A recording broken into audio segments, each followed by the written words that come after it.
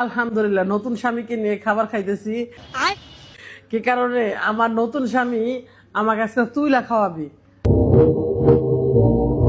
তে শাহিনের মুখ থেকে শুনবো যে ও দুই বাচ্চা দিয়ে আমাকে বিয়ে করে ওর মানে অনুভূতিটা কেমন লাগতেছে। শাহিন, হ্যাঁ, দুই বাচ্চা নিয়ে বিয়ে করছো, এটা নিয়ে কেমন মানে তোমার অনুভূতিটা কি? আলহামদুলিল্লাহ আমি দুই বাচ্চার বাবা হইতে পারছি। আমি একটা জান্নাতি পরিবারের স্বামী হইতে পারছি। এজন্য আল্লাহর কাছে শুকরিয়া আদায় করি। তোমার আল্লাহ, ভিতরে কষ্ট লাগে না যে আমার দুইটা বাচ্চা সহকারে আমাকে বিয়ে করছে, তা অন্যজনের আমার বাচ্চা? কোনো কষ্ট নাই, এই বাচ্চাগুলো আমার নিজের এখন। সঠিক বলেছেন।